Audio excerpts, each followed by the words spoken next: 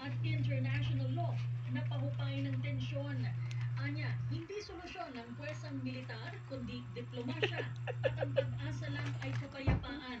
Kasabing nito, nagpahayag na rin ng pagkabahala sa aksyon ng Amerika ang iba't ibang bansa habang ang grupong Houthi sa Yemen, nakakampi naman ng Iran ay nagsabing handa silang gumanti. Pamahala ng Pilipinas na nawagan na pairali ng diplomasya at iwasan ang higit pang pagtindi ng labanan sa pagitan ng Israel at Iran. Balita mula kay Nympha Ravelo.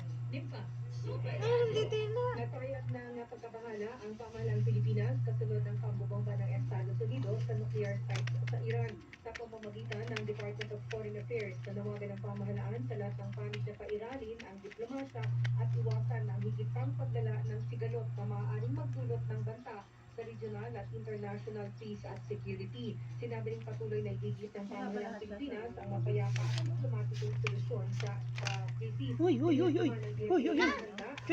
Bahala ng Pilipinas na magbigay ng kinakailangang tulong sa mga Pilipino na nasa Israel at ibang bansa sa Middle East.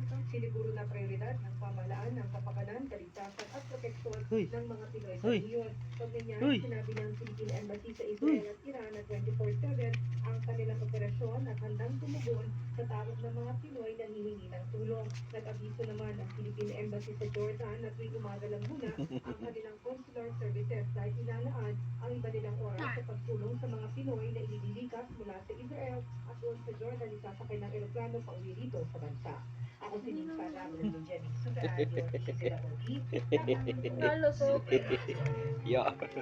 Makauwi ng Pilipinas bukas araw po ng Martes ang 26 na OFW kabilang po ako ng batch na nagpaligas mula naman sa Israel. Ayon kay Migrant Workers Secretary Hans Leo Kakdak, meron din po 4 na Pilipino na galing po sa Jordan ang sasabay Wala na nga pala si Ernest Ignacio. Bakit? Nag-resign nga pala si Ernest. 33 Pilipino habang patuloy na kinukumpirma ang nasa mahigit 30 iba pang Pinoy na nagpapaligas na rin sa Israel. Sa ngayon, nananatili sa alert level 3 ang Iran at Israel kahit pa umatake na ang Amerika sa Iran. Sa ilalim po ng alert level 3, umiiral ang Silip. voluntary repatriation pero ang ilang Pilipino nakausap ng GMA Integrated News ay nag-aalangan ang uwi ng Pilipinas. Pag umuwi ka ng Pilipinas, makakatanggap ka ng alaga, sabihin na natin na 150,000. Ilang weeks mo lang ka magagamit, mag-a-apply ka. Ew! Saan nakukuha ng services? Saan nakukuha ng Ew! gastos mo?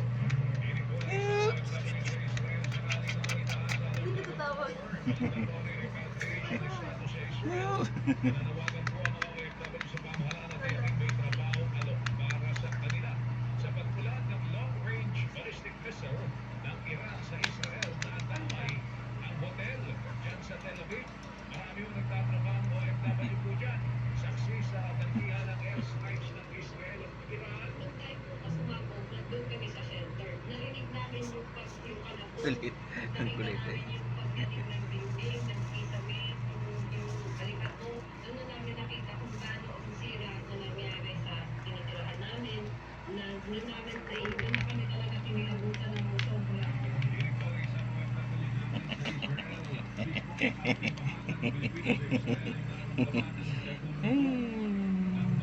Ang kulit. Ang kulit. Ang kulit. Ang kulit. Ang kulit.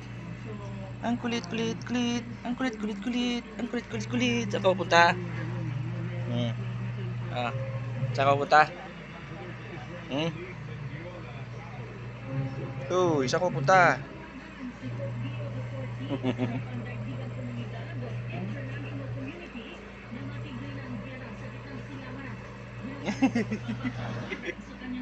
Hoy, huwag yan! Huwag yan, madami yan! Ang pagbomba ng Amerika sa tatlong nuclear sites ng Iran.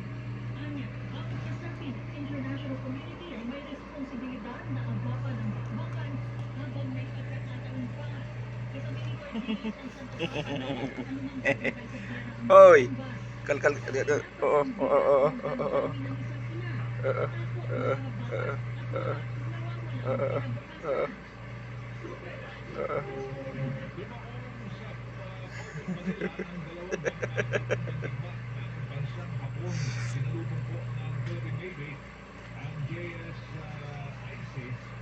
JS Susunami, Ivy Rear Admiral Natsui Takashi, Commander po ng Hiwana Revenge Self-Defense Force, JMS TNS, Lieutenant 4, ito na po ay 3 beses na nakatapos sila sa Port of Manila.